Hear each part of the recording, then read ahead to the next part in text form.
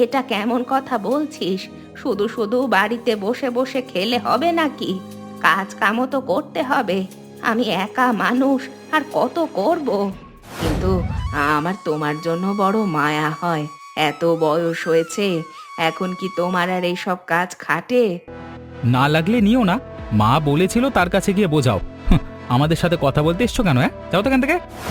মায়ের তো কাজ বলে আর কিছু নেই। বাজারে সবচেয়ে সস্তা হচ্ছে এখন বেগুন, সেজন্য যত পারে বেগুন নিয়ে আসে। বেগুন ছাড়া কিছুই আর তার চোখে পড়ে না। কতদিন হয়েছে যে মাছ মাংস খাই না তা ঠিক নেই। বাজারে নতুন নতুন ইলিশ মাছ ওঠা শুরু করেছে। বড় একটা ইলিশ মাছ আনলে কি হয়?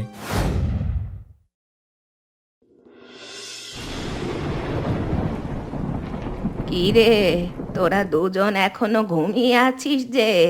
অমিত, রতন, তাড়াতাড়ি ওঠ। আর কত ঘুমাবি তোরা? কি রে, এত করে ডাকছি, কথা শুনতে পাচ্ছিস না? ওঠ, ওঠ তাড়াতাড়ি, তাড়াতাড়ি ওঠ। কি হয়েছে মা? সকাল সকাল তুমি এত চেঁচামেচি করছো কেন? প্রতিদিন সকালেই তুমি চেঁচামেচি শুরু করো। তোমার এই চেঁচামেচি আর ভালো লাগছে না। আমি কি শুধু শুধু চেঁচামেচি করি নাকি?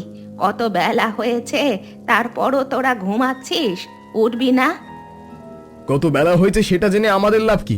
তুমি তোমার কাজে যাও, চেঁচামেচি করো না তো। এমন ঘুমিয়ে ঘুমিয়ে দিন কাটালে চলবে? তোরা কাজে যাবি না কেউ?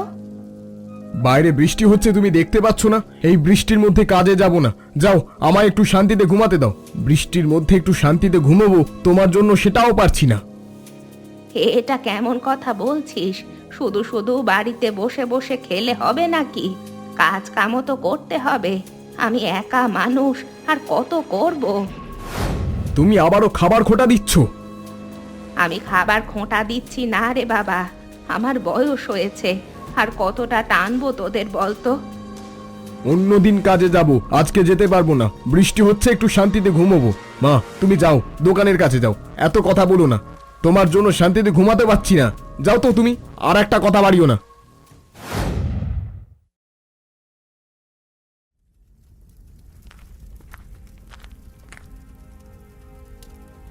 কি হয়েছে শান্তি দেবী? আজকে তোমার মনটা মনে হচ্ছে খারাপ। বাড়িতে কিছু হয়েছে নাকি? কি আর হবে, সবই আমার কপাল। তোমার ছেলেরা আবার কিছু করেছে নাকি? কিছু করলে তো ভালোই হতো। কিছুই তো করছে না, সারা দিন বাসায় ঘুমোচ্ছে। তুমি আমার বাড়িতে এতগুলো বছর ধরে কাজ করছো, সেজন্যই আমি তোমাকে শুধু কাজে রেখেছি। তোমার এখন বয়স হয়েছে, তুমি নিজেও জানো আগের মতো আর তুমি পারো না। আপনি কি আমাকে বের করে দিতে চাচ্ছেন? তুমি আমাকে ভুল বোঝো না। আমি তোমাকে বের করে দিতে চাচ্ছি না। তুমি যতদিন ইচ্ছে আমার এখানে কাজ করো, আমার কোনো ধরনের কোনো সমস্যা নেই। কিন্তু আমার তোমার জন্য বড় মায়া হয়। এত বয়স হয়েছে, এখন কি তোমার আর এইসব কাজ খাটে? ছেলেদের এত করে বলি কাজে যাওয়ার জন্য, ছেলে দুটো একদম অলস, কোনো কাজেই যেতে চায় না। তোমাকে বললাম তোমার ছেলেদেরকে আমার এখানে পাঠিয়ে দিতে, আমি কাজের ব্যবস্থা করে দেব। তাও তো তারা আসছে না। আপনার এখানে তারা কাজ করবে না। আপনার কাছে আমি বিচার দিয়েছি, আপনি নাকি অনেক কথা শোনান। এটা কোনো কথা? আমি তো ওদের ভালোর জন্যই একটু বুঝিয়ে সুঝিয়ে বলি। এমনিতেও কাজ করতে চায় না, তার উপরে আপনাদের এখানে আসতে চায় না এখন আর। কবেই বা এসেছিল, একদিনই এসেছিল, তারপর থেকে তো আর আসেনি। কিচ্ছু করার নেই, আমার কপালে যা আছে তাই হবে। শেষ বয়সেও পরিশ্রম করে যেতে হবে। তুমি কোনো চিন্তা করো না, আস্তে আস্তে কাজ করো। কোনো কিছুর দরকার হলে আমাকে ডেকো, আমি সাহায্য করব। আচ্ছা, ঠিক আছে।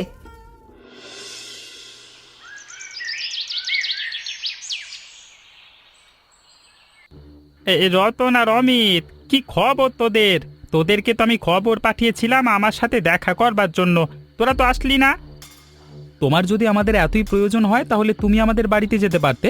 বাড়িতে যেহেতু যাওনি সেহেতু ভেবেছি হয়তো এমন কোনো প্রয়োজন নেই। তোদের ভালোর জন্যই তোদেরকে ডেকেছিলাম, তোরা তো আসলি না। আমাদের ভালোর জন্য? তুমি আবার আমাদের ভালো চাও? কি জন্য ডেকেছিলে এখন বলো? আমার দুজন লোক লাগতো মাল জিনিস ওঠানোর জন্য নামানোর জন্য। তোরা তো ভালো করেই জানিস এখান থেকে জিনিসপত্র শহরে পাঠাই, শহরের জিনিসপত্র এখানে আনি।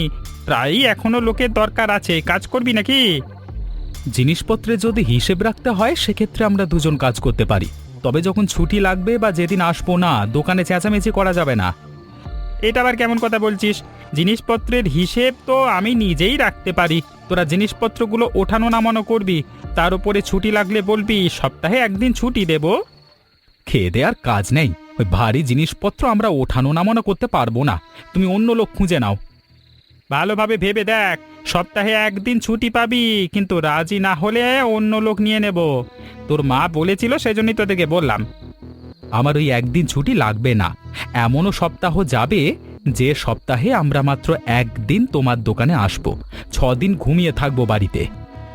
ওরে বাবা, এরকম কাজের লোক আমার দরকার নেই। তোর মা বলেছিল সেজন্যই বললাম। না লাগলে নিও না, মা বলেছিল তার কাছে গিয়ে বোঝাও। আমাদের সাথে কথা বলতে এসছো কেন? যাও তো এখান থেকে। ভালোর জন্য আসলাম, এখন দেখছি আমার কি কথা শুনতে হচ্ছে। আচ্ছা ঠিক আছে, বললাম না কিছু, যা।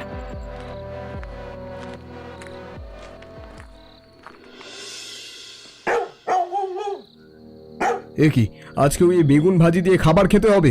কবিতা, আজকেও শুধু বেগুন ভাজি করেছিস, আর কিছু রান্না করিসনি? ঘরে বেগুন ছাড়া আর কিছুই ছিল না, সেজন্যই বেগুন ভাজি করেছি। একদিনও কি বাজার করো?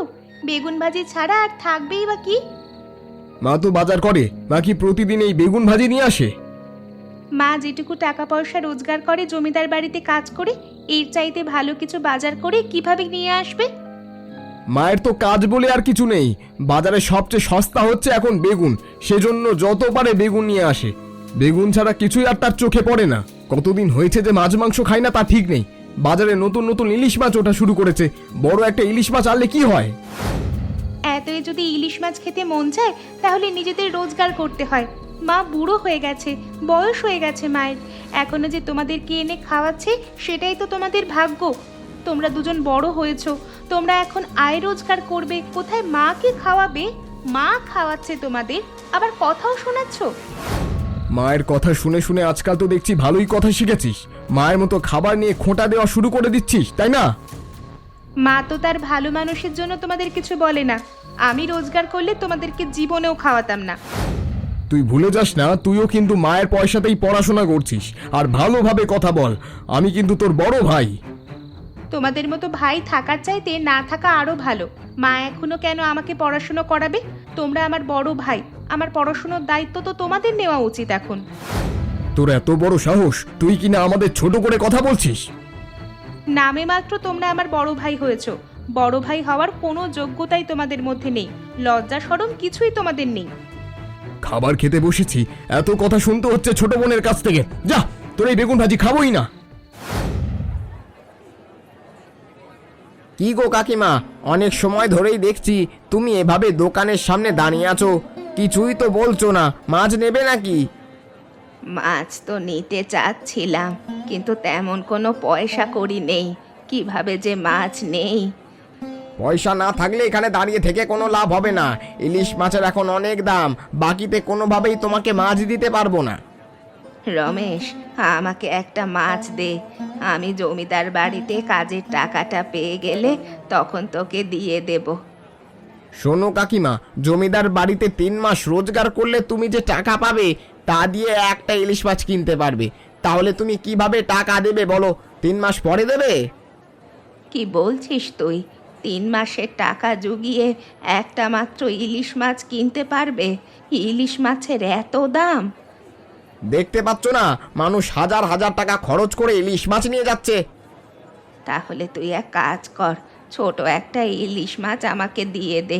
আমি যেন কিছুদিন পরেই তোকে টাকাটা দিয়ে দিতে পারি জমিদার বাড়ি থেকে পেলে। আমার এখানে ছোট কোনো ধরনের মাছ নেই, যে মাছ রয়েছে সবই 2 কিলো। কি বলিস তুই? ছোট কোনো মাছ নেই? তুমি শুধু শুধু আমার এখানে বসে কথা বাড়িও না তো।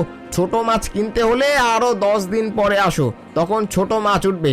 ছোট মাছ মানুষ তেমন একটা নিতে চায় না, সেজন্যই বড় মাছ এনেছি। গ্রামের সবাই তোমার মতো ছোট লোক নাকি? ছেলে দুটো মাছ খেতে চাইলো, এখন কি মাছ না নিয়েই ফেরত যাব? না না, যেভাবেই হোক একটা মাছ নিতে হবে। অনেক দিন ধরেই ঘরে মাছ কিনতে পারছি না। কতদিন আর এই সস্তা বেগুন ভাজা খাবে? কি হলো, এখনো দাঁড়িয়ে কি ভাবছো? যাও তো তুমি এখান থেকে। দেখ রমেশ, আমার কানে ছোট ছোট স্বর্ণের দুল রয়েছে। এই দুলগুলো রেখে তুই অনেক টাকা বিক্রি করতে পারবি। এগুলোর বিনিময়ে আমাকে একটা মাছ দিতে পারবি? আচ্ছা ঠিক আছে, তাহলে কোনো সমস্যা নেই। তুমি যদি আরও কিছু টাকা পাওনা থাকে সেগুলো পরে আমি তোমাকে বুঝিয়ে দেব। আগে স্বর্ণের দোকানে দেখাই কত দাম আসে। আচ্ছা ঠিক আছে, তাহলে আপাতত এটা তোর কাছেই রাখ। আমি এটা কিছুদিন আমার কাছেই রাখছি। যদি কখনো টাকা পয়সা শোধ করতে পারো তাহলে নিয়ে যেও, না হলে কিন্তু বিক্রি করে দেবো বলে দিচ্ছি। মনে হচ্ছে না নিতে পারবো। তুই মাছ দে, তাই নিয়ে যাই।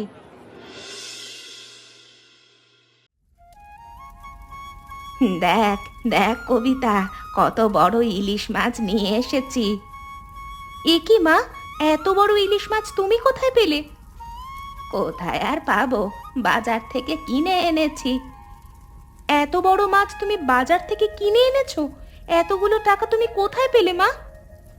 টাকা কোথায় পেয়েছি সেটা তোর না জানলেও হবে। মাছ দেখ তুই শুধু। এত বড় মাছ রান্না করলে নিশ্চয়ই অনেক মজা হবে। মাছ দেখি তো জিভে জল চলে আসছে, কিন্তু এতগুলো টাকা কোথায় পেলে? এত বড় মাছ তুমি কিভাবে আনলে সেটাই তো বুঝতে পারলাম না। আরে, জমিদার বাড়ি থেকে টাকা পেয়েছি কাজের। অমিত আর রতন এত করে মাছ খেতে চাচ্ছিল, সেজন্য নিয়ে আসলাম। তা ওরা কোথায়? ওদেরকে তো দেখতে পাচ্ছি না। তাহলে তো মাছের দাম মনে হচ্ছে একটু কম। না হলে তো এত বড় মাছ আনতে পারতে না জমিদার বাড়ির ওই সামান্য কাজের টাকা দিয়ে। হ্যাঁ, মাছের দাম আগের থেকে কিছুটা কমেছে।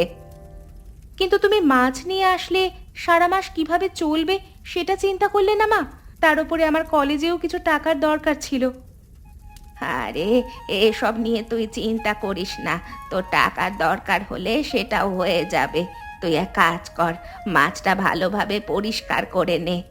অমিত ও রতন কোথায়? ওদেরকে তো দেখছি না। হবে কোথাও, আড্ডা দিচ্ছে হয়তো, বা দোকানে গিয়ে চা খাচ্ছে। মাছ ভালোভাবে রান্না করতে হবে, ওরা খেয়ে যেন শান্তি পায়।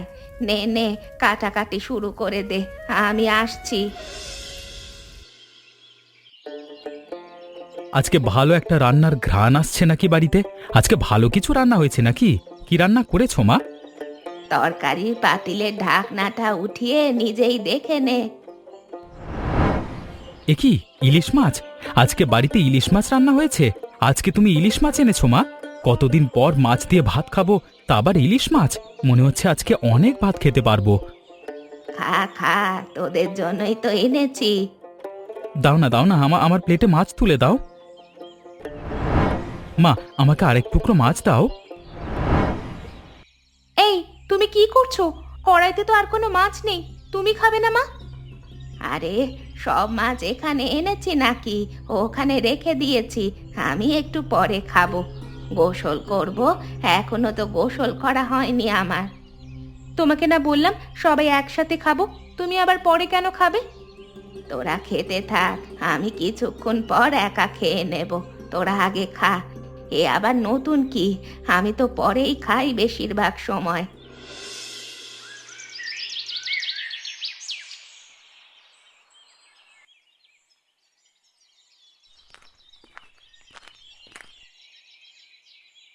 এ কি মা, তুমি এখানে বসে ভাত খাচ্ছ কেন? খাবার ঘরে যাও। তুই তুই এখানে কি করছিস? বাড়িতে আরো কাজ বাজ আছে, সেগুলো কর। আমি সমস্ত কাজ শেষ করে তবে এখানে এসেছি। তুমি খাও, আমি তোমাকে তরকারি বেড়ে দিচ্ছি, দাও তো। এ কি মা, তুমি শুধু বেগুন ভাজা দিয়ে ভাত খাচ্ছ যে? মাছ নেই নাকি? আরে, মানে আমি খেয়েছি মাছ, মাছ খেয়ে ফেলেছি। নিশ্চয়ই তুমি মাছ খাওনি। এখানে তো কোনো মাছ দেখতে পাচ্ছি না, কাটাও দেখতে পাচ্ছি না। তার মানে তুমি আমাদের থেকে সত্যিটা লুকিয়েছিলে, আর কোনো মাছ ছিল না, তাই তো? আরে, আমি জমিদার বাড়িতে কাজ করি, সেখানে মাছ খেতে এত সমস্যা কোথায়? সমস্যা তো অন্য জায়গায় আছে। তোমার কানের দুল কোথায়? কান তো খালি দেখছি। আমার আর কিছুই বোঝার বাকি নেই মা। নিশ্চয়ই তুমি তোমার কানের জিনিস বিক্রি করে তারপর মাছ কিনেছো, তাই না? এছাড়া আমার হাতে যে আর কিছুই করার ছিল না রে মা। দাদারা এত বড় হয়েছে, কোনো কাজবাজ করে না, তাদেরকে খাওয়ানোর জন্য শেষ পর্যন্ত তুমি কিনা তোমার কানের দুল বিক্রি করলে মা। এটা নিয়ে তুই চিন্তা করিস না, আর তোর কলেজের পয়সারও ব্যবস্থা আছে, তুই চিন্তা করিস না। আমি আর কলেজে যাব না। এখন থেকে দরকার হলে আমি কাজ খুঁজবো, কাজ করব আমি। পাগলামি করিস না মা, আমি যেটা বলছি সেটা শোন। আমি আর তোমার কোনো ধরনের কথাই শুনতে চাই না মা।